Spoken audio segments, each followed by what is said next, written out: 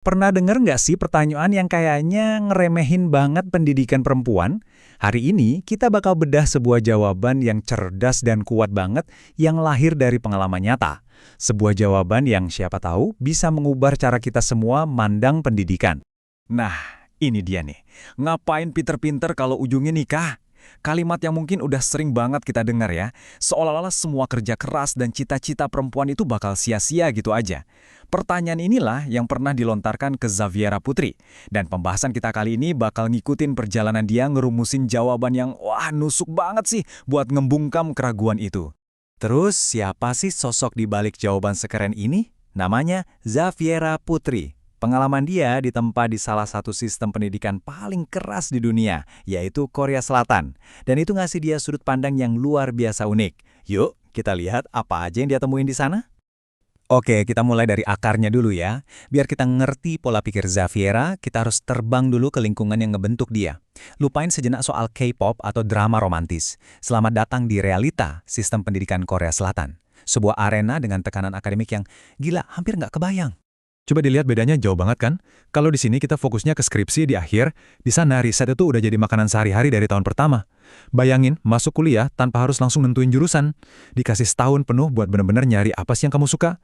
Bahkan ngambil cuti buat nyari jati diri itu dianggap hal yang positif. Ini bukan sekedar sistem yang beda, ini tuh filosofi pendidikan yang sama sekali lain, yang benar-benar maksa mahasiswanya buat adaptasi atau ya kesingkir. Kebayangkan tekanannya kayak apa? Xaviera sendiri ngaku awalnya dia ngerasa nggak akan pernah cukup. Tapi justru di titik paling rendah itulah sesuatu yang luar biasa muncul. Bukan bakat, bukan kecerdasan bawaan lahir, tapi keinginan sederhana buat bertahan. Keinginan itulah yang justru ngedorong dia ngelewatin batas kemampuannya. Disinilah mental bajanya mulai ditempa. Xaviera pakai metafora yang cerdas banget buat ngejelasin proses ini. Kimchi.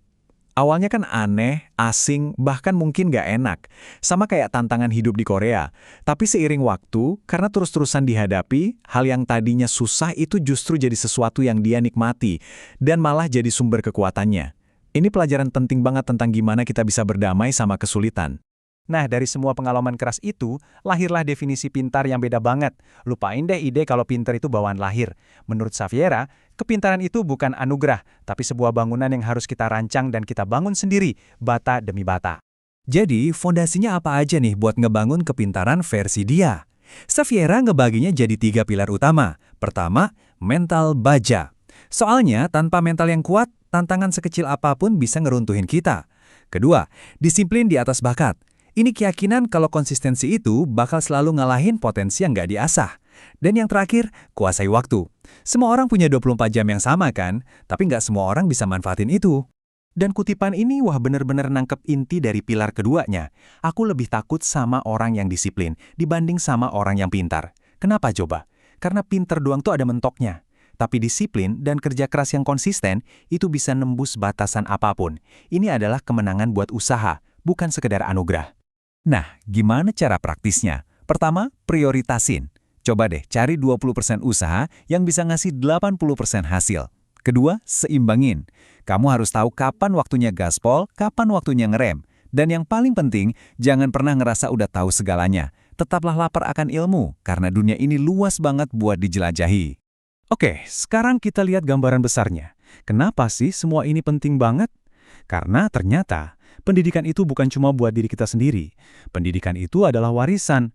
Sebuah investasi yang gak cuma kita nikmatin sekarang, tapi juga bakal ngebentuk masa depan orang-orang yang kita sayang. Dan ini sumber kekuatan dia yang paling dalam. Pesan dari orang tuanya, kami gak bisa ninggalin kalian harta, tapi kami bisa ninggalin kalian pendidikan. Harta bisa habis, tapi ilmu yang nempel di kepala dan karakter yang udah kebentuk, itulah fondasi abadi buat ngebangun masa depan. Inilah kenapanya, alasan dibalik semua perjuangan dia. Dan konsep inilah jawaban telak buat pertanyaan di awal tadi. Ngapain pinter-pinter kalau ujungnya nikah? Justru karena itulah perempuan harus pinter. Kenapa? Karena seorang ibu adalah madrasah pertama, sekolah pertama dan terpenting buat anak-anaknya. Ilmu, karakter, dan pola pikir seorang ibu gak akan berhenti di dirinya sendiri, tapi bakal terwariskan dan ngebentuk satu generasi baru.